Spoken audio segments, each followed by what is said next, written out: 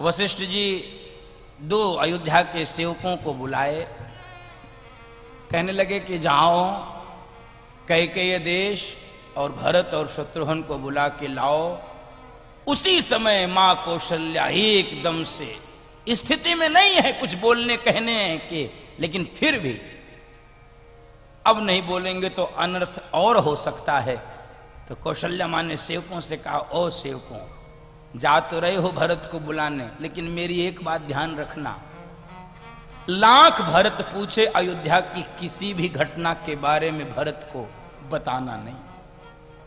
यदि ननिहाल में भरत किसी भी घटना की जानकारी को पा लिया तो संभवतः वो अयोध्या लौट ही नहीं पाएगा, अन्य तो वह कुछ बर्दाश्त भी कर सकता है, राम के वनवास को भरत कभी स्वीकार व बर्दाश्त नहीं कर पाएगा। इसलिए लाख भरत पूछे, बोलना नहीं, कुछ लेकर आना, बाकी यहां जो होगा देखा जाएगा। और यहां से भरत जी का चरित्र, पावन चरित्र प्रारंभ हो रहा है। बंधु माता, भरत चरित्र आपने बहुत सुना होगा। भरत चरित्र, भरत जी कौन है, भरत जी कौन है, भरत जी कौन है, भरत जी कौन है। सबसे पहले भरत जी को प्रणाम करें हैं? बोल भैया भरत की। और प्रणाम गोस्वामी जी की चौपाई। प्रणवं प्रथम भरत के चरना, प्रणवं प्रथम भरत के चरना, जासु नेम व्रत जाई न बरना, जासु नेम व्रत जाई न बरना। प्रणव प्रथम भरत के चरना, प्रणव प्रथम भरत के चरना, जासु नेम व्रत जाई न बरना। प्रणव प्रथम भरत के चरना, भरत के चरना, भरत के चरना। बोलो भरत भैया की। तो भरत जी को प्रणाम किया है गोस्वामी जी ने। किस कारण से? जासु नेम व्रत जाई न बरना, जिसके नियम और व्रत को वर्णन ही नहीं किया जा सकता, अवर्णनीय है, निवर्चनीय, अनिवर्चनीय है बंधु माता, जिसके चरित्र को गाया ही नहीं जा सकता, वो भरत चरित्र है बंधु माता। फिर भी कवियों ने, गोस्वामी जी ने, महात्माओं ने, महापुरुषों ने प्रयत्न किया है भरत जी की महिमा को गाने का। भरत जी का चरित्र तो प्रकट तब होता है जब वो ननिहाल से अयोध्या लौट कर आए हैं। अब वो चरित्र तो आपको मैं थोड़ी देर बाद सुनाऊंगा, क्योंकि भरत जी के समग्र चरित्र को समझने की आवश्यकता है। भरत जी का समग्र चिंतन क्या है, भरत जी कौन हैं। बंधु माताओं, अयोध्या कांड का उत्तरार्ध गोस्वामी जी ने भरत जी को समर्पित किया है।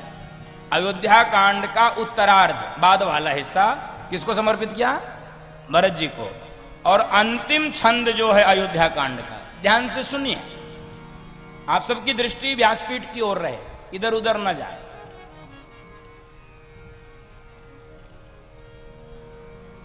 अंतिम छंद में मानो भरत जी की परिभाषा दी गई हो, भरत जी की व्याख्या की गई हो अंतिम छंद में।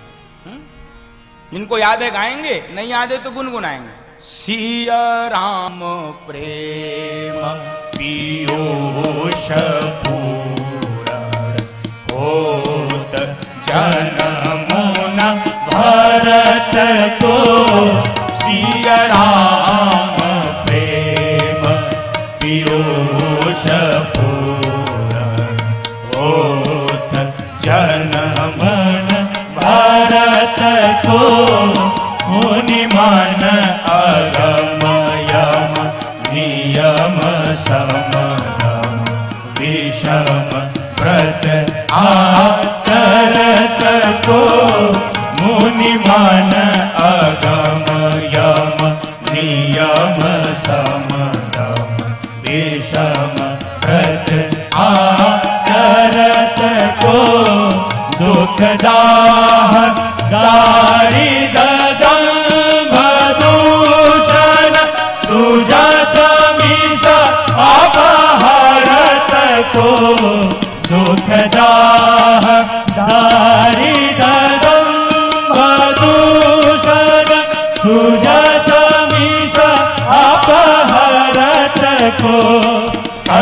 कलिकाल तुलसी से सठनी हठ राम सन्मुख करत को कलिकाल तुलसी से सठनी हठ राम सन्मुख करत को सिया राम प्रेम सिया राम प्रेम सिया राम प्रेम। गोस्वामी जी कह रहे हैं कि श्री सीताराम जी के प्रेम रूपी अमृत से परिपूर्ण भरत जी का यदि जन्म न हुआ होता, समझिए भरत जी का जन्म कैसे हुआ है। हम लोगों का तो शरीर बना है क्षितिजल पावक गगन समीरा, इसी से बना है ना। लेकिन भरत जी का शरीर श्री सीताराम जी के प्रेम रूपी अमृत से बना हुआ है। सिया राम प्रेम पीयूष पूर्ण, कोई सामान्य थोड़ी है भरत जी।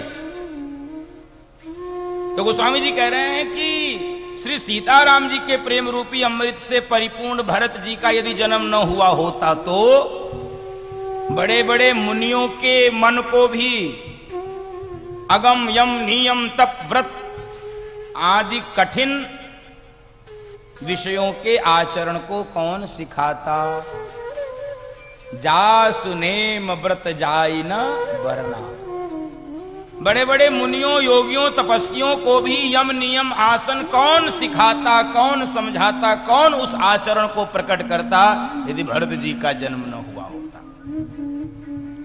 दुख संताप दरिद्रता दंभ आदि दोषों का भी अपने सुयश से कौन नाश करता यदि भरत जी का जन्म न हुआ होता।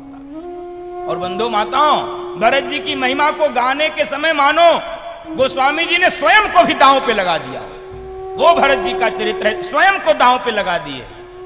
कह रहे हैं कि चलो मान लो ये सब कोई कर भी सकता था, ऋषियों को यम नियम कोई सिखा देता, दुख दाह दारिद्र दंभ इन सब दुखों को भी कोई समाप्त कर देता, इन दोषों को भी मान लो कोई और महापुरुष समाप्त कर देता। लेकिन जो सबसे बड़ी बात है वो क्या, इस कलिकाल में हम जैसे हठ प्राणियों को सठ प्राणियों को हठ पूर्वक राम का दर्शन कौन करवाता यदि भरत जी का जन्म न हुआ होता। बंधु माता, अपने को दांव पे लगा दिया। तुलसीदास जैसे सठ प्राणियों को हठ पूर्वक राम दर्शन कौन करवा सकता था। ए भैया देखो,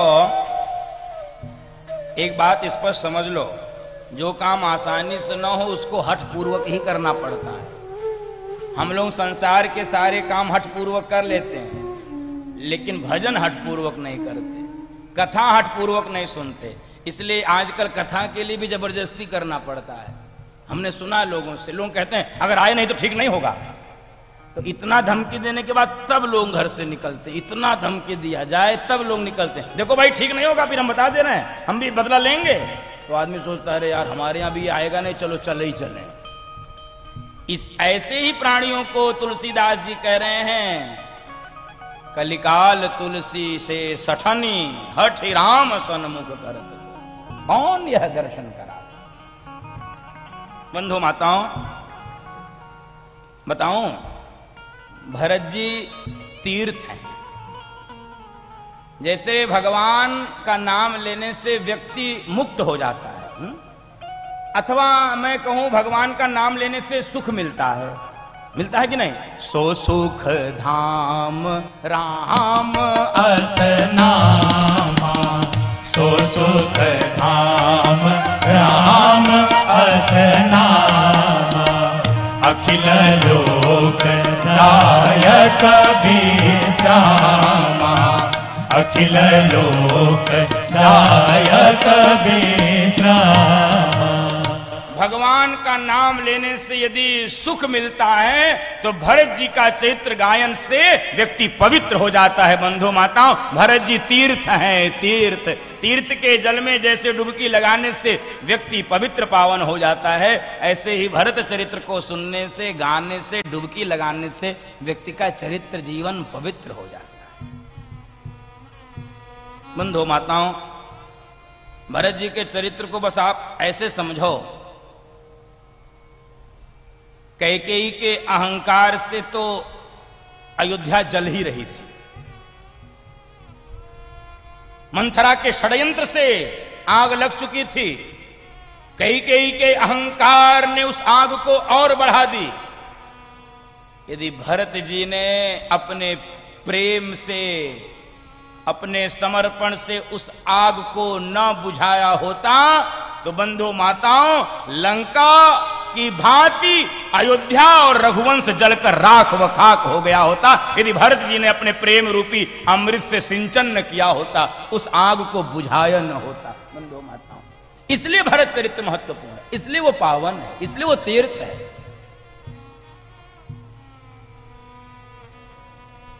कितना बड़ा षड्यंत्र चल रहा था अयोध्या में, और भरत जी को भी उसमें कारण बनाया जा रहा था। बंधु माताओं, भरत जी को उसमें कारण बनाया जा रहा था। वो तो धन्य है भरत जी का निर्मल पावन चरित्र। दोनों लोगों को कलंक लगाने का प्रयत्न किया गया संसार के द्वारा, दो महापुरुषों को। ध्यान से समझिए, दो महापुरुषों को अनायास ही कलंकित करने का षड्यंत्र किया गया मानस में। कौन कौन से? एक किया गया मां जानकी को और दूसरा किया गया भरत जी को। दोनों महापुरुषों को कलंकित करने का प्रयत्न किया गया, जानकी जी को भी और भरत जी को। बंधु माताओं, कलंक भी कलंकित हो गया, लेकिन इनको कलंकित नहीं कर पाया। इतना निर्मल चरित्र है इन दोनों का, कलंक कलंकित हो गया। ये भरत और जानकी कलंकित नहीं हो पाए, ऐसा चरित्र है भरत जी का। इसलिए भगवान किसी को जब प्रिय बोलते हैं तो क्या कहते हैं? तुम मम प्रिय भरत सम भाई, तुम मम प्रिय भरत सम। भरत भगवान को बहुत प्रिय है। तो भरत का चरित्र यदि चंदन सन होता तो बंधु माताओं, लंका की भांति अयोध्या पहले ही जलकर राख व खाक हो गई होती। ऐसे भरत जी के चरित्र को हम सब श्रवण कर रहे हैं। समझ लो, आप परिवार को यदि बचाया जा सकता है तो केवल और केवल प्रेम से बचाया जा सकता है। घृणा से, द्वेष से, राग से, अभिमान से, अहंकार से परिवार में विखंडन होता है। परिवार केवल प्रेम से जुड़ता है। बंधु माताओं, परिवार केवल प्रेम से एक रहता है। सब कुछ प्रेम से पाया जा सकता है, साजिश व षड्यंत्र से खोया जा सकता है, घृणा व द्वेष से खोया जा सकता है। वास्तव में दुश्मन को भी अपना बनाया जा सकता है तो केवल वह प्रेम तत्व है। जहां दुश्मन भी अपना नाक आपके सामने रगड़ देगा, वह प्रेम तत्व है। भरत जी कौन है? प्रेम है, क्योंकि प्रेम रूपी अमृत से ही प्रकट हुए हैं। भरत जी प्रेमामृत है। भरत जी की साधना कैसी है? भरत जी की साधना कैसी बंधु माताओं? जासु नेम व्रत जायु न बरना। भरत जी कौन सी साधना करते हैं? देखो, भरत जी की साधना है रुदन की साधना। कौन सी साधना? रुदन। रुदन यानी आंसू। दर्शन कीजिए, वेद में भगवान को प्राप्त करने के 3 मार्ग बताए गए हैं। वेद में भगवत प्राप्ति के 3 मार्ग बताए गए हैं। कौन कौन से? एक ज्ञान मार्ग, दूसरा कर्म मार्ग और तीसरा भक्ति मार्ग। इन्हीं 3 मार्गों से भगवत प्राप्ति होती। आपने भी खूब सुना होगा, ज्ञान, कर्म, भक्ति। अब देखो, ज्ञान व कर्म सुनने में आसान लगता है बहुत कठिन। ज्ञान मार्ग कितना पढ़ोगे, कितना रटोगे, कितना जानोगे? ज्ञान मार्ग तलवार की धार के समान है, गोस्वामी जी ने लिखा है। तलवार की धार के समान है ज्ञान। 2-4 मंत्र याद नहीं होते, 2-4 चौपाई याद नहीं होती, कहां से 4 वेद याद होंगे? कहां से 18 पुराण याद होंगे? कहां से 11 उपनिषद याद होंगे? कहां से याद होंगे? आप जरा विचार करो, इतने सारे ग्रंथ हैं, कुछ तो नहीं याद होता, कुछ तो समझ में नहीं आता। ज्ञान मार्ग कठिन है। दूसरा मार्ग कर्म मार्ग है। कर्म मार्ग उससे ज्यादा कठिन है। क्यों? क्योंकि कर्म मार्ग की पहली शर्त है कर्मण्येवाधिकारस्ते मा फलेषु कदाचन। कर्म मार्ग का पहला सिद्धांत है कि कर्म करते रहो, फल की चिंता मत करो। और बिना फल की आशा के हम कोई काम नहीं करते। हम लोग जितने बैठे हैं कम से कम इतने नहीं करते, बाकी का मैं नहीं जानता। पहले फल चाहिए। हम अगर एक छोटी सी कंठी भी पहनते हैं तो पहले जानना चाहते इससे होगा क्या। गले में कंठी पहनने से पहले भी 100 बार ये तर्क की बुद्धि विचार करती है कंठी पहनने से क्या होगा। गाय को चारा देने से पहले भी 100 बार ये गाय को चारा खिलाने से क्या होता है। सूर्य को अर्घ देने से पहले भी सूर्य को अर्घ देने से क्या होता है। चींटी को आटा चुगाने से पहले भी चींटी को आटा चुगाने से क्या होता है। ये माला फेरने से क्या होता है। ये कुंटल कुंटल घी जलाने से क्या होता है। यज्ञ में ये रुद्राभिषेक में दूध बहाने से क्या होता है। ये 100 बार हमारे मन में आता क्या होता है। कथा सुनने से क्या होता है, क्या मिल जाएगा कथा में। आज तक किसी ने नहीं अपने मन से पूछा कि ये 24 घंटा मोबाइल चलाते रहते हो इससे क्या मिलता है। किसी ने पूछा? हिम्मत हो बजाओ ताली। किसी ने आज तक अपने मन से पूछा 24 घंटे ये जो सरकाते रहते हैं ऐसे ऐसे ऐसे ऐसे ऐसे ऐसे इससे क्या मिलता है। क्या मिलता, कोई बताओ हमको। कुछ नहीं मिलता है, बुद्धि खराब होती है, ये एडिक्शन है, बुद्धि खराब होती है। क्या होता है कोई बता दे हमको क्या होता है। लेकिन दिन भर कोई आज तक नहीं पूछा। आज तक किसी ने अपने मन से पूछा क्या ये 24 घंटे रिमोट बदल के न्यूज चैनल इधर उधर सुनते रहते हैं इससे क्या होता है। बता दे कोई क्या होता है। आज तक किसी ने पूछा अपने मन से। 6 बार अपने मुख से अपने पेट में हम लोग सामग्री डालते रहते हैं। किसी ने पूछा ये 6 बार खाने से क्या होता है। किसी ने पूछा आज तक। 8 घंटे से लेके 12-12, 13-13 घंटे तक लोग सोते हैं। किसी ने पूछा सोने से क्या होता है। 12, 13 घंटे सोते हैं जो लोग, मैं जानता हूं ऐसे लोगों को। आप बताइए उन्होंने कभी पूछा कि इससे होता क्या है। इससे लेकिन लोग पूछते इससे क्या, कथा से क्या होता है, माला जपने से क्या होता है। और बड़े बड़े विद्वान भी आजकल ऐसे आ गए हैं, विधर्मी, तर्कशास्त्री, ये भी ऐसे ही तमाशा मचाए पड़े हैं। मोबाइल ने तो ऐसी दुर्गति की है बंधु माताओं, मैं तो आपको बोलूं ऐसी दुर्गति की है संसार की। शास्त्रों की ऐसी ऑपरेशन, ऐसा पोस्टमार्टम होना शुरू हुआ है इस मोबाइल के कारण कि मैं आपको क्या बताऊं। कुछ नहीं पता लेकिन बैठ के ज्ञान परोसे जा रहे हैं, ज्ञान परोसे जा रहे हैं। एक अक्षर पढ़े नहीं, एक अक्षर जानते नहीं, अपनी बात को सिद्ध करने के लिए किसी सीमा तक चले जाएंगे। आज ही एक, मैं क्या ही बोलूं, मैं मूर्ख को सुन रहा था आज। एक मेरे पास आ ही जाता है, लोग भेज देते हैं कि देखो महाराज जी आप बताओ क्या होगा। अपनी बात सिद्ध करने के लिए दूसरों का खंडन कर रहा था, रामायण का खंडन कर रहा था, गीता का खंडन कर था। हिंदू था, हिंदू वेद को महान बता रहा था। अरे सनातनी वेद को महान मानता ही है, इसमें कोई कंफ्यूजन नहीं है। वेद को ही सरल करने के लिए तो व्यास जी ने पुराण लिखे। वेद की भाषा को तो नाना पुराण निगमागम सम्मतम यद क्वचित अन्य तोपि, ये इसमें क्या लिखा है, भाषा निबंध मंजुल महात्मा होती, ये इसमें लिखा क्या मानस में। वही वेद की भाषा को सरल करके लिखा गया है लीला के माध्यम से।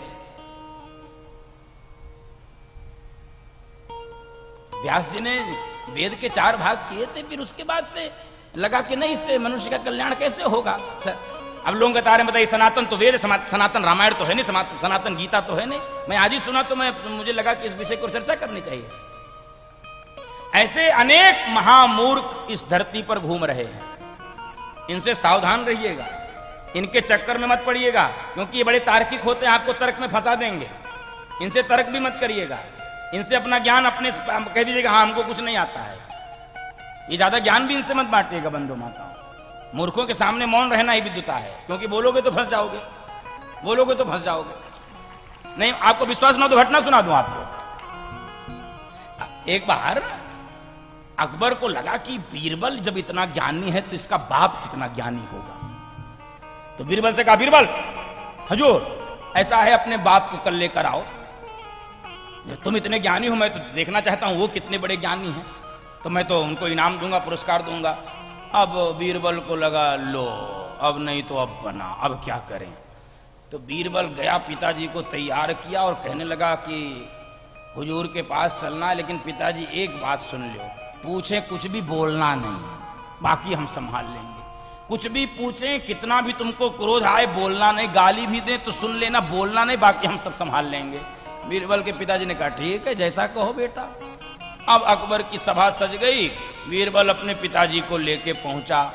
सबने स्वागत किया, चूंकि अब बीरबल के पिताजी हैं तो बीरबल तो नवरत्न था अकबर का, तो अब स्वागत हुआ बंधु माता। अकबर ने अपना प्रश्न पूछना से शुरू किया। पहले स्वागत किया बीरबल के पिता, फिर बोले ये बताओ। बीरबल देखता था पिताजी को, नहीं बोले। ये बताओ, नहीं बोले। ये बताओ, घंटों पूछते रहे, चुप चुप चुप। अंत में अकबर ने बीरबल से ही पूछा, बीरबल जी हुजूर, ये बताओ किसी मूर्ख से पाला पड़ जाए तो क्या करना चाहिए? बीरबल ने कहा सरकार, मौन रहना चाहिए और कुछ नहीं करना चाहिए, मौन रहना चाहिए। मूर्ख से पाला पड़े तो क्या करना चाहिए? मौन रहना चाहिए। बोलो भक्त वत्सल भगवान की। हमारा तो पड़ जाता है, अभी पीछे ही पड़ गया था मेरा एक ऐसे ही व्यक्ति से पाला, हाँ मेरा पड़ जाता है। तो अब चूंकि थोड़ा सा मेरा स्वभाव गड़बड़ है, मैं जानता मैं गड़बड़, ऐसा नहीं है कि मैं झूठे में कह दूं, तो 2-4 मिनट तो मैं अवॉइड करता हूं, फिर मुझे भी क्रोध आ जाता है। अब वो है मेरी समस्या है, अब है व्यक्तिगत समस्या है, आपके सामने रख दिया, लेकिन अब है समस्या। 2-4 मिनट तो मैं झेलता हूं, बर्दाश्त करता हूं, लेकिन फिर जब सिर के ऊपर पानी जाता फिर हमसे झेला जाता नहीं है। ये हमारा व्यक्तिगत दोष है। समन्त करने का प्रयत्न कर रहा हूं, अभी देखते हैं कब तक होगा, देखते हैं। तो हमने फिर अपने गुरुजी को भी फोन लगाया, तो गुरुजी ने भी यही हमसे कहा, सत्य बता रहा हूं, रिकॉर्डिंग में रखा हूं, जो गुरुजी हमको पढ़ाए लिखाए, उन गुरुजी को मैंने फोन किया तो गुरुजी ने कहा सुनो भैया, शास्त्रार्थ मूर्खों से नहीं किया जाता, शास्त्रार्थ और जिज्ञासा का समाधान जिज्ञासु का किया जाता है, भक्त का किया जाता है, ज्ञानी के साथ बैठ के शास्त्र की चर्चा की जाती है। मूर्खों के सामने शास्त्र की चर्चा नहीं करनी चाहिए, वो आपको फंसा देंगे, आप एकदम से अवधि का शब्द है ना, खिसिया जाएंगे आप।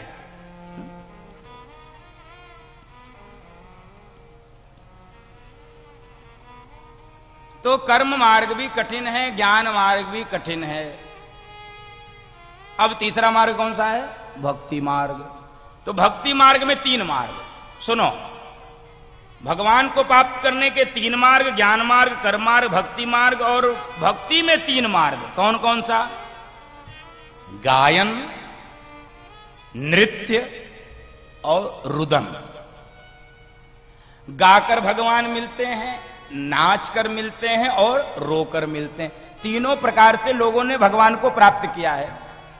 मीरा ने प्राप्त किया नाच के, नानक ने प्राप्त किया, रैदास ने प्राप्त किया, कबीर ने प्राप्त किया, तुलसी ने प्राप्त किया, सूर ने प्राप्त किया। नाना प्रकार से लोगों ने प्राप्त किया है। मैं ये नहीं कह रहा हूं कि गायन से अथवा नृत्य से नहीं मिलता होगा, मिलता होगा, गायन से भी मिलता होगा, नृत्य से भी मिलता होगा, लेकिन मुझे लगता है बंधु माताओं, सबसे जल्दी भगवान मिलता होगा रोने से। सबसे जल्दी यदि भगवान मिलता होगा रोने से। आप कहेंगे क्यों? प्रमाण, कोई उदाहरण? अब मुझे भरोसा है, आपको दिलाना चाहता हूं, हो जाए तो आप भी इस काम में लग जाना, मुझे इसमें भरोसा है, आपको भी हो जाए तो आप भी इस काम में लग जाना। गायन से मिलता होगा, नाचने से मिलता होगा, लेकिन मुझे लगता है जल्दी मिलता है रोने से। कैसे? मान लो छोटा बच्चा गा रहा है, आपका छोटा सा बच्चा 3 साल 4 साल का बोलना शुरू कर दिया, गीत कविता सुन सुन के रटने लगा। मान लो वो गा रहा है, मछली जल की रानी है, जीवन उसका पानी है? हाथ लगाओगे तो डर जाएगी, बाहर निकालोगे तो। अब आप सुन रहे हो, आपको बहुत अच्छा लगता है, आप बुलाते भी हो उनके पिताजी को, उनके चाची को, उनके चाचा, देखो देखो बाबू गा रहा है, देखो कितना सुंदर गा रहा है, देखो कितना सुंदर। दूर से आप बाबू को देखते हुए रहोगे गाता हुआ, निकट नहीं जाओगे। क्यों? क्योंकि निकट जाओगे तो आपको पता है ये गाना बंद कर देगा। बच्चे शर्माते बहुत हैं, वैसे तो खूब गाएंगे, खूब बोलेंगे, और जब कहो सोई नाटक शुरू करते, वो करते ही नहीं है। फिर पहले वैसे तो खूब करते। मान लो बच्चा नृत्य कर रहा है, म्यूजिक कहीं बज रहे, संगीत कहीं बज रहा, और बच्चा नृत्य कर रहा, तो दूर से आप देखोगे, रिकॉर्डिंग करोगे, सेव करोगे, आनंद लोगे, लेकिन नाचते हुए बच्चे के पास भी माता पिता जाते नहीं। क्यों? जानते हैं कि ये नाचना बंद कर देगा। अब ईमानदारी से बताओ, यदि बच्चा आंगन में दरवाजे पर रो रहा हो, मैया चौके में रोटी सेक रही हो, तो बच्चे के रुदन को सुन के क्या रोटी सेकेगी? बंधु माताओं, रोटी चूल्हे पे जलता हुआ छोड़ के भाग के आगे पहले बच्चे को गोद में उठाती है, उसके आंसू पोंछती है, रोटी जाए ऐसी की तैसी में है। जब ये संसार के माता पिता रोटी छोड़ सकते हैं तो भगवान अपना वैकुंठ छोड़कर रोते हुए भक्तों के आंसू पोंछने के लिए आता है। तो भरत जी की साधना आंसुओं की साधना। निष्दिन बरसत नयन, हमारे सूरदास जी ने गाया है, निष्दिन बरसत नयन हमारे, सदा रहत पावस ऋतु हम पर, जब से श्याम सिधारे, निष्दिन बरसत नयन हमारे। ये साधुओं की, प्रेमियों की, भक्तों की आंखें इसीलिए गीली रहती हैं। क्यों? ये श्याम के, राम के वियोग में, विरह में, उनके प्रेम में निरंतर रोते ही रहते हैं, निरंतर अश्रु प्रवाह। तो भरत जी की साधना आंसुओं की साधना। अब भरत जी के चरित्र का थोड़ा चिंतन हम लोग करें, भरत जी के चरित्र का थोड़ा हम सब गायन करें। बंधु माता, भरत जी को अनेक महापुरुषों ने प्रमाण दिए। मैंने पहले भी कहा कि भरत जी अयोध्या में जब लौट कर आए हैं तब उन्होंने अपना चरित्र प्रकट किया है।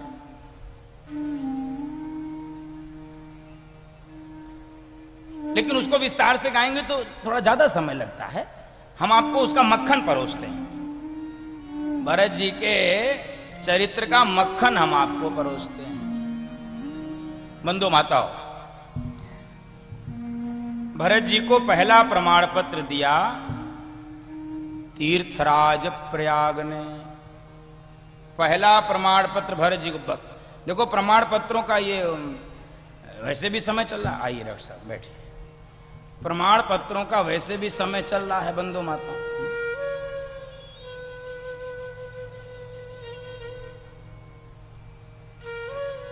तो भरत जी जैसे महापुरुष को किन्होंने प्रमाण पत्र दिए, जरा सुनिए। पहला प्रमाण पत्र भरत जी को मिला है तीर्थराज प्रयाग से। जब तीर्थराज प्रयाग में भरत जी गए थे स्नान करने, जब भगवान को चित्रकूट जा रहे थे मनाने के लिए, तो भरत जी के प्रशंसा के लिए प्रमाण पत्र के शब्द मानो तीर्थराज प्रयाग के संगम के जल से निकल रहा हो। भरत जी कौन है?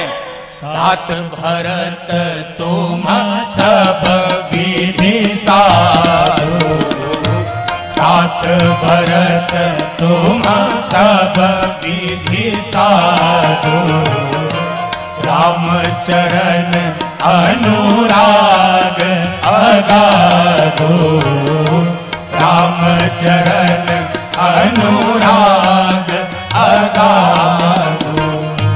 तात भरत तुम सब विधि साधु, तात भरत तुम सब विधि साधु, रामचरण अनुराग अगाधो, तात भरत तुम सब विधि साधु। तात भरत तुम सब विधि साधु। पहला प्रमाण पत्र देखिए, भरत जी के चरित्र का चिंतन कीजिए। सब विधि साधु हैं भरत जी। सब विधि क्यों कहे, एक विधि क्यों नहीं कहे? देखो कई प्रकार से साधु होते हैं लोग। कोई केश से साधु, कोई वेश से साधु, कोई आश्रम से साधु, कोई प्रवचन से साधु, कोई तपस्या से साधु, कोई छाप तिलक से साधु, कोई छत्र दंड कमंडल से साधु। नाना प्रकार के साधु होते हैं। होते हैं कि नहीं? किसी का खूब जटा जूट है तो आप लोग कहते हैं साधु है। किसी ने वेश बदला है, गेरुआ पहना, पीला पहना, तो लोग कहते हैं साधु है। किसी ने बढ़िया छाप तिलक लगाया है, अपनी परंपरा का, अपने संप्रदाय का, साधु है। किसी के ऊपर छत्र चंवर दंड तो साधु है। कोई बड़ा आश्रम बना कर रहता, साधु है। कोई प्रवचन देता है, साधु है। कोई तपस्या कर रहा है, साधु है। कोई यज्ञ अनुष्ठान कर रहा है, वो साधु है। तो भरत जी अलग अलग प्रकार से साधु नहीं है। भरत जी सब विधि साधु हैं। यानी क्या? यानी रूप से भी साधु हैं, स्वरूप से भी साधु, बाहर से भी साधु हैं, भीतर से भी साधु हैं। यानी साधु जैसे दिखते भी हैं और स्वभाव से भी साधु हैं, भाषण से भी साधु हैं, आचरण से भी साधु हैं। बहुत लोग केवल प्रवचन से साधु होते हैं लेकिन भीतर नहीं होते। तो भरत जी भीतर से भी साधु हैं, बाहर से भी साधु, साधु जैसे दिखते हैं, साधु जैसे हैं भी। तो तात भरत तुम सब विधि साधु। इसलिए बंधु माताओं, भरत जी को तीर्थराज प्रयाग ने यह प्रथम प्रमाण पत्र दिया है कि ऐसा साधु कहां मिलेगा, सब विधि साधु है। आप कहेंगे केस से साधु कैसे हो गए, वेद से कैसे साधु हो गए? तो जानकारी होनी चाहिए। भगवान ने जब चरण पादुका देकर अयोध्या भेजा भरत जी को, तो भरत जी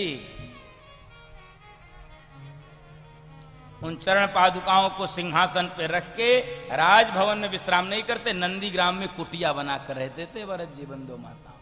और सुनो, केस से 14 वर्ष के बाद जब भगवान लौटे, राज्याभिषेक की तैयारियां चल रही थी, भगवान स्नान के लिए जा रहे थे।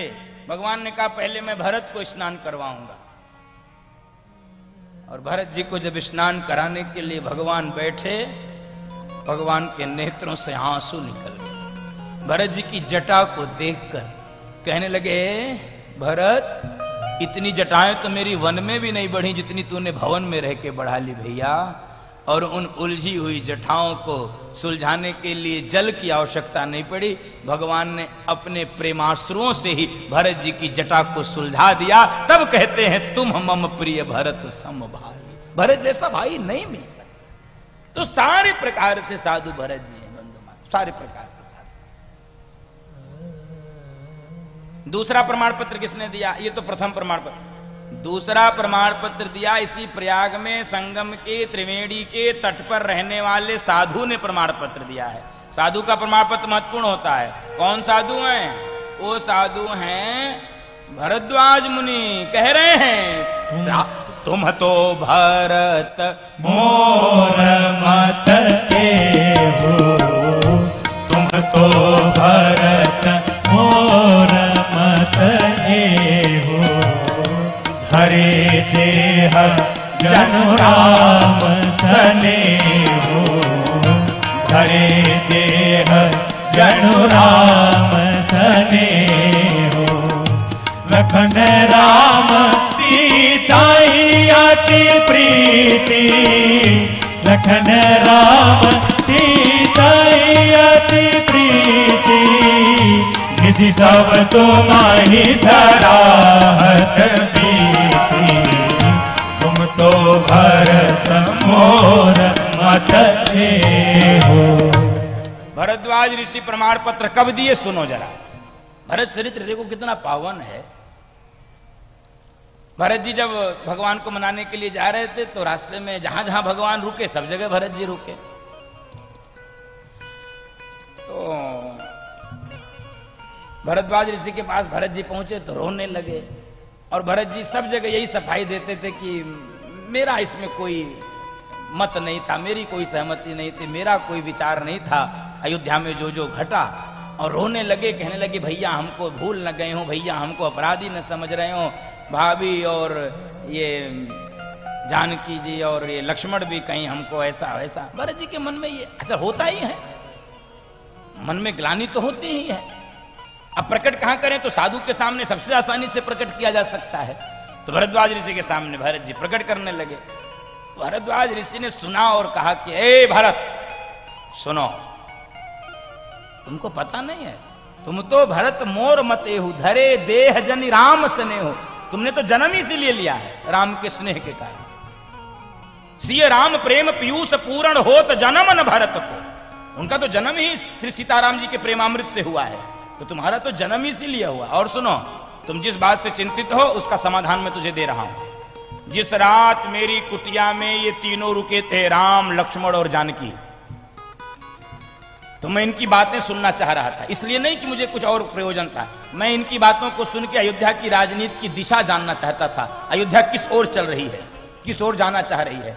तो सुनो भरत, तुम जिस बात से चिंतित हो, पूरी रात मैंने इन तीनों की बात को सुनना चाहा, सुनता रहा। ये तीनों पूरी रात केवल और केवल भरत की सराहना करते रहे, केवल भरत की जय जयकार करते रहे। इन तीनों ने और कोई काम नहीं किया। निसी सब तुम्हें ही सराहत बीती। पूरी रात यदि किसी के प्रेम में, किसी की सराहना में बीत जाए, बंधु माताओं, आप वैसे ही समझ लो वो महापुरुष कैसा होगा। और सराहना करने वाला कोई सांसारिक व्यक्ति नहीं है, सराहना करने वाला स्वयं अखिल कोटि ब्रह्मांड का नायक है बंधु माताओं। और उनकी माया जानकी जी हैं और शेषावतार लक्ष्मण जी जिसकी प्रशंसा करें, सराहना करें पूरी रात, आप कल्पना करो वो महापुरुष कैसा होगा। और सुनिए, भरद्वाज ऋषि कह रहे हैं, भरत पराकाष्ठा तो प्रेम की तब पार हो गई। कहे कब हो गई? अरे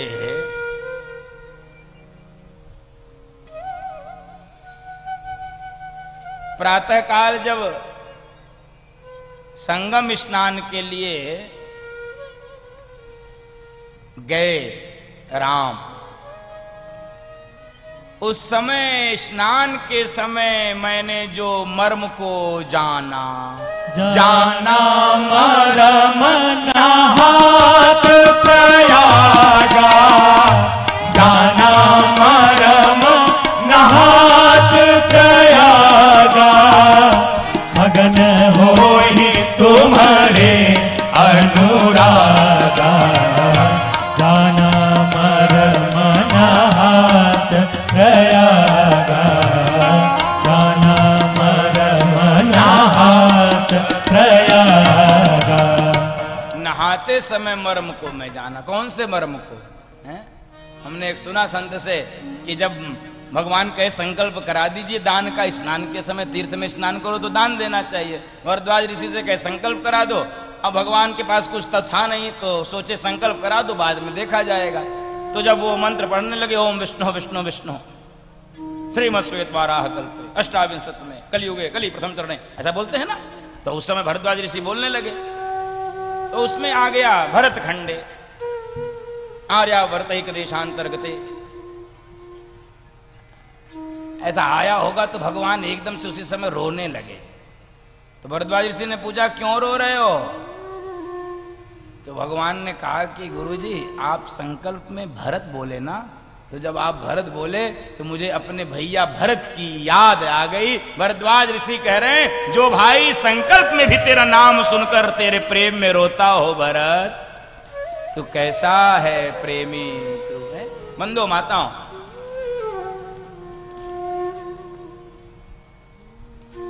भगवान भरत जी के लिए बहुत रोए हैं।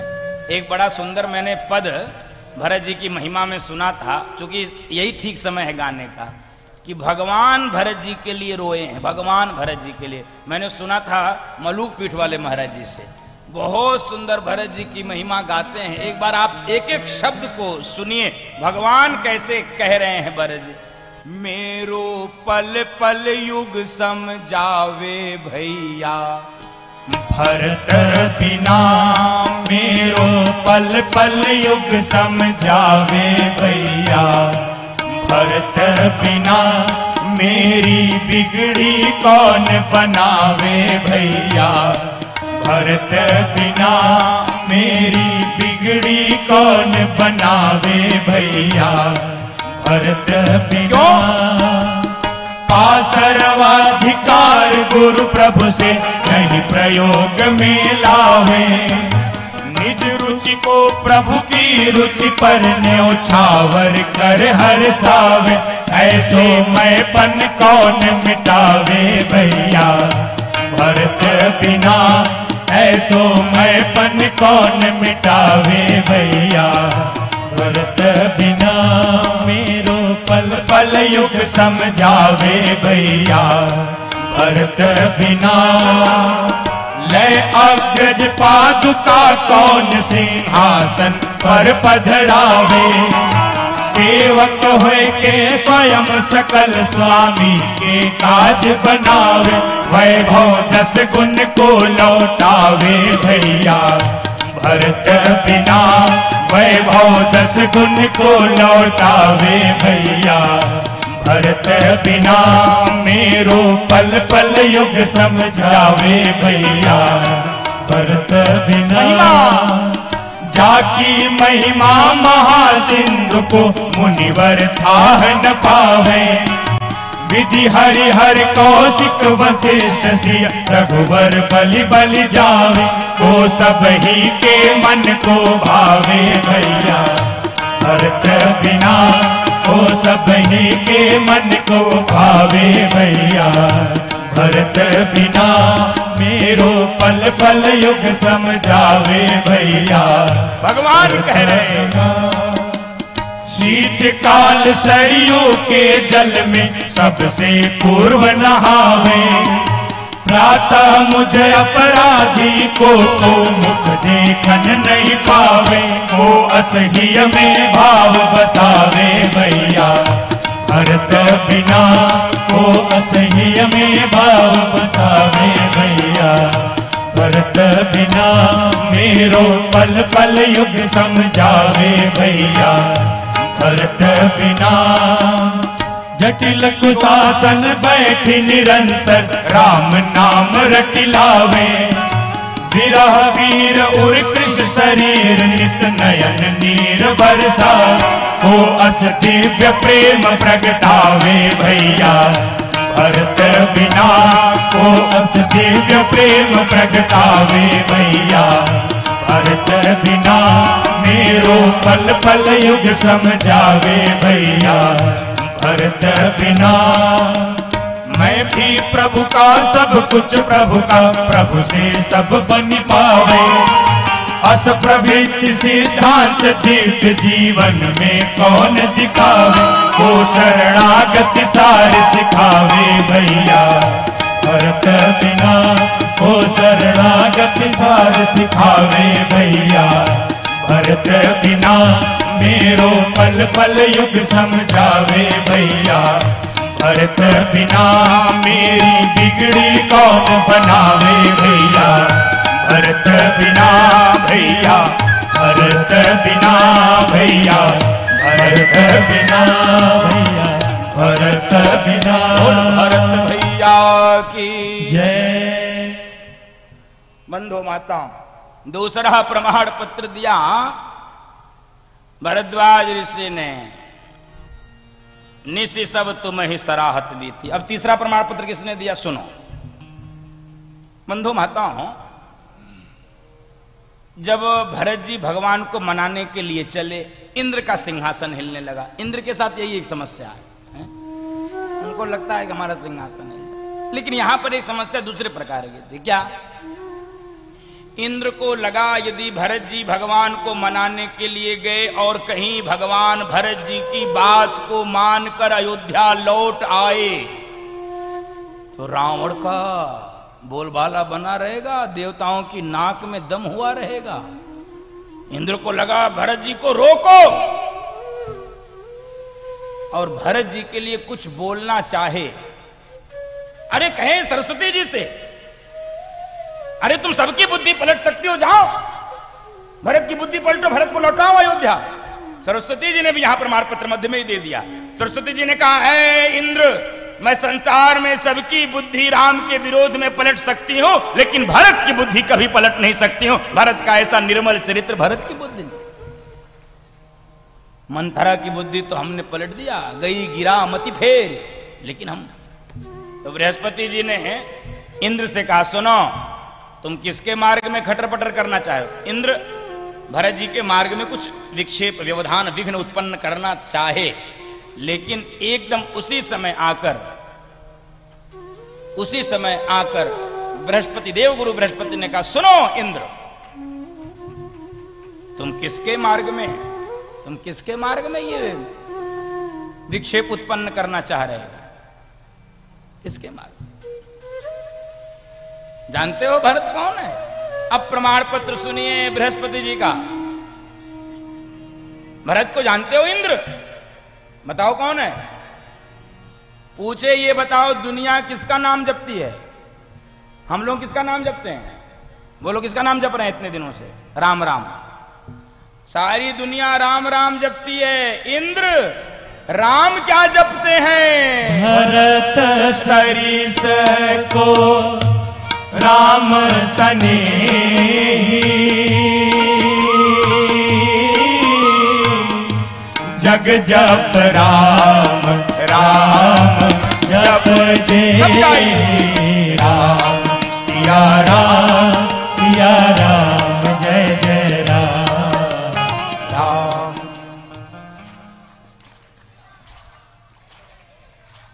फिर से गाओ, राम महिमा। भरत सरिस को राम सनेही, जग जप राम राम जप जय राम, सिया राम जय जय राम, राम सिया राम जय जय राम, राम सिया राम जय जय राम, राम सिया राम जय जय राम, राम सिया राम जय जय राम, राम सिया राम जय जय राम, राम सिया राम जय जय राम, राम सिया राम जय जय राम। सारी दुनिया राम राम जपती है, लेकिन राम जी जपते हैं भरत भरत भरत भरत। इसलिए तो कहते हैं कैसे बीतेगा मेरो पल पल युग समझावे भैया भरत के बिना। भगवान इतना रोए हैं भरत जी के जीवन को देखकर कि मेरे विपत्ति में तो मेरा भाई साथ दे रहा है, जानकी जी भी साथ दे रही हैं, मेरा भरत कैसे कैसे अयोध्या को चलाया होगा। बांटिए विपत्ति भाई सब मोही, मेरी विपत्ति को तो सबने बांट लिया, मेरे भरत के विपत्ति को अकेले वो कैसे रह रहा हो, कैसे। बंधु माताओं,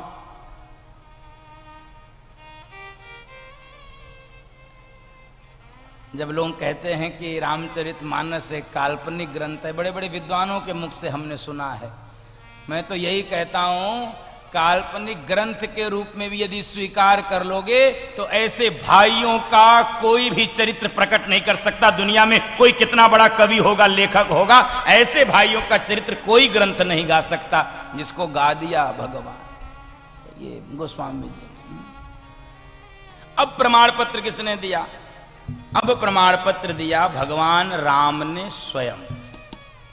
भगवान राम ने स्वयं प्रमाण पत्र दिया है। बोल भगवान राम की।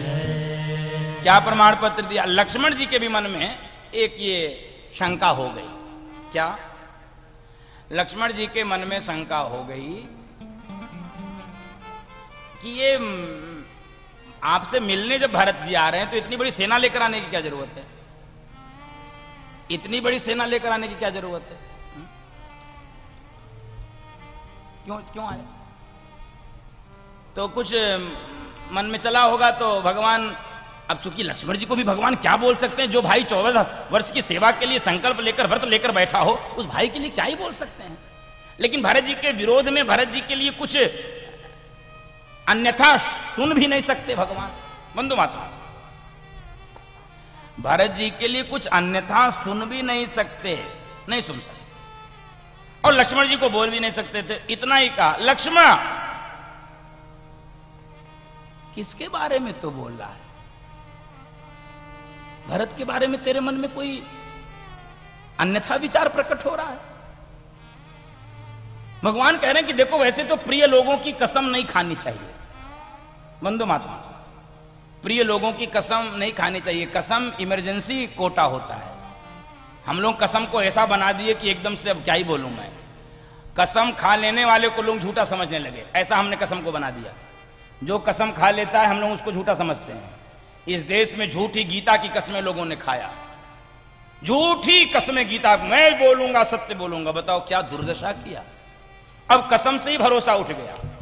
कसम ये इमरजेंसी है, ये हमेशा उपयोग करने वाली विषय नहीं है।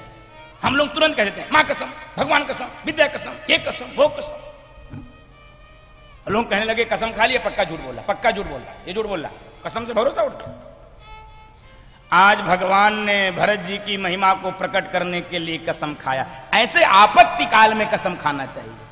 क्या कह रहे हैं? अरे लक्ष्मण सुनो, हम अपने पिता की कसम और तुम्हारी कसम खा के कह रहे हैं, लखन तुम्हार शपथ पीतु आना, लखन तुम्हार शपथ पीतु आना, सुचि सुबंधु नहीं भरतु समाना, सुचि सुबंधु नहीं भरतु समाना, भरत हंस रवि वंश तड़ागा, भरत हंस रवि वंश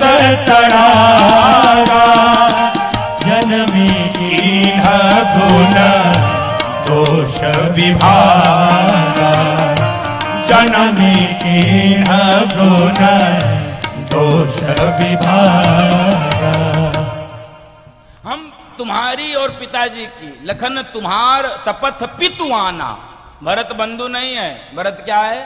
भरत सुबंधु है। दो विभाग कर दिया यहां पर, भाइयों का दो विभाग कर दिया। क्या? एक बंधु, एक सुबंधु। क्या अंतर है? दर्शन कीजिए, बंधु और सुबंधु में क्या अंतर है। बंधु माताओं, जो सुख में साथ दे, जो संपत्ति में साथ दे, जो सुअवसर में साथ दे, वो बंधु होता है, और जो विपत्ति में, आपत्ति में, दुख में साथ देता है, वो सुबंधु होता है। बंधु माताओं, उसे सुबंधु कहते हैं। जो दुख में, कठिन परिस्थिति में, कठिन काल में, आपत्ति में, विपत्ति में, प्रतिकूलता में जो साथ देता है भाई, वो कौन होता है?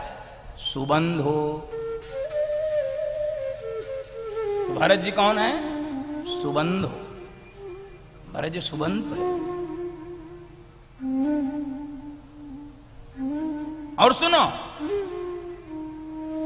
हमारा तुम्हारा जन्म तो हर युग में होता है, संभवामि युगे युगे, लेकिन भरत जी का जन्म हर युग में नहीं होता। भरत जी का जन्म इस युग में हुआ है। किस लिए?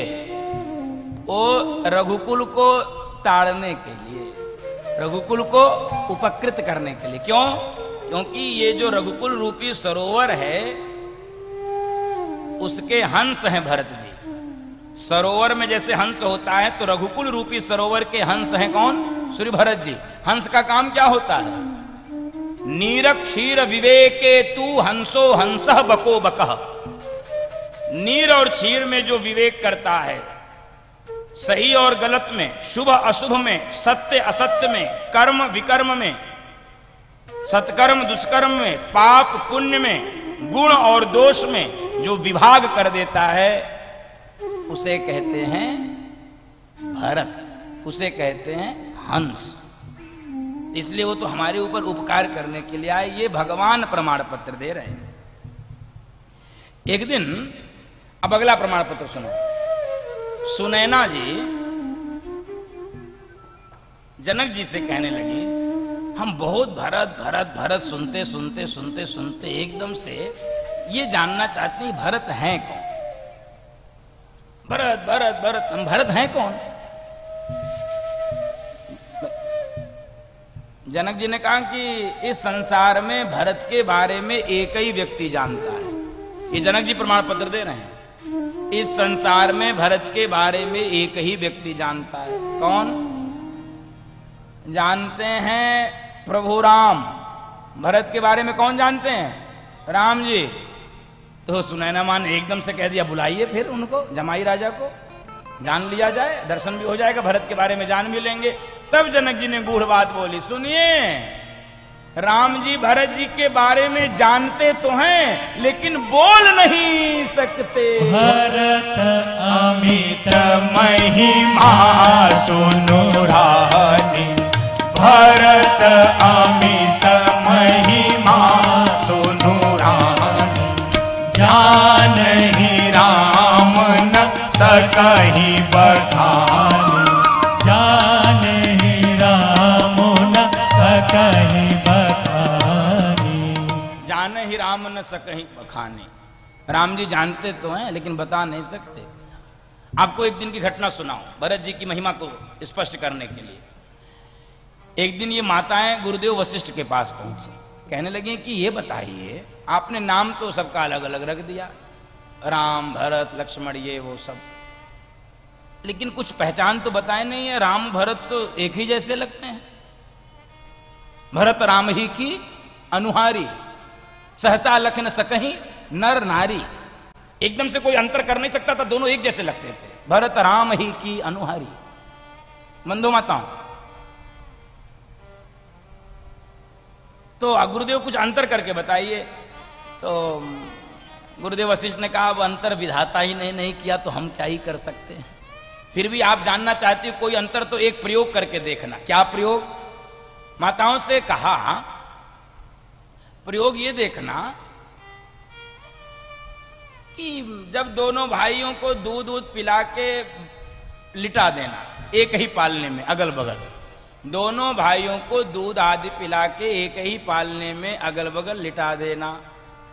और ए माताओं ध्यान से देखना दोनों बालकों को, जो बालक दूसरे बालक के मुख को देख रहा हो समझ लेना वो राम है, और जो बालक दूसरे बालक के चरणों को देख रहा हो समझ लेना वही भरत है। भरत और कोई नहीं हो सकता है, भरत वही है जो भैया के चरणों को। ये रघुवंश की व्यवस्था है, ये रघुकुल की परम व्यवस्था है, पावन व्यवस्था। क्या है? यहां पर चरणों को देखने की प्रथा है, यहां पर चेहरा नहीं देखा जाता है, यहां चरण देखे जाते हैं। जानकी जी के आभूषण भगवान लेकर बैठे थे, लक्ष्मण जी से कह रहे लक्ष्मण आभूषण पहचानो। लक्ष्मण जी कह रहे भैया नहीं पहचान पा रहा हूं, ये ऊपर के आभूषण है। ना हम जानामि केयूरे ना हम जानामि कुंडले, मैं ऊपर के आभूषण नहीं पहचान सकता हूं, ये तो ऊपर के आभूषण हैं। मैंने जीवन भर जानकी जी के मुख को नहीं देखा है, मैंने जीवन भर जानकी जी के चरणों का दर्शन किया है, इसलिए पांव की बिछिया को पहचान सकता हूं, केयूर और कुंडल को नहीं पहचान सकता हूं। नूपुरे हम जानामि, नूपुरे। बंधो माताओं, भरत जी भगवान के चरणों का दर्शन करते हैं। एक दिन कौशल्या मां से सुनैना मां ने इसी बात को पूछा। अब सुन लो एक प्रमाण पत्र फिर से कि ये भरत कौन है। तो कौशल्या मां ने कहा बहुत तो हम नहीं जानते, लेकिन कभी महाराज दशरथ की चरण सेवा जब हम करते थे तो महाराज दशरथ हमसे एक बात हमेशा कहते रहते थे कि महारानी राम को बेटा मान लेना, लक्ष्मण को बेटा मान लेना, भरत को केवल अपना बेटा मत मानना। तो मैंने पूछा फिर भरत को क्या मानना है? तब महाराज हमसे बोलते थे, जानूं सदा भरत कुल दीपा, जानूं सदा भरत कुल दीपा, बार बार मोहि कहु महीपा, बार बार मोहि कहु महीपा। अब एक प्रमाण पत्र सबसे बड़े महापुरुष का सुन लो भरत जी के लिए। सबसे बड़े महापुरुष उस समय भगवान राम के कालखंड में थे वशिष्ठ जी। वशिष्ठ जी महामुनि थे। वशिष्ठ जी भी प्रमाण पत्र देते हुए थक जा रहे हैं मानो। वशिष्ठ जी प्रमाण पत्र किस विषय का दे रहे हैं? भरत जी जब नंदीग्राम में कुटिया बनाकर रहते थे, उनकी जो तपस्या थी, उनकी जो दिनचर्या थी, उनकी जो साधना थी, उनका जो नियम था, उनका जो व्रत था, उसको देख के बड़े बड़े साधु कांप जाते थे। बड़े बड़े साधुओं को छोड़ो, वशिष्ठ जी भी लजा जाते थे। सुनी व्रत ने साधु सतु चाही, सुनी व्रत ने साधु सतु चाही, देखी दशा मुनि राज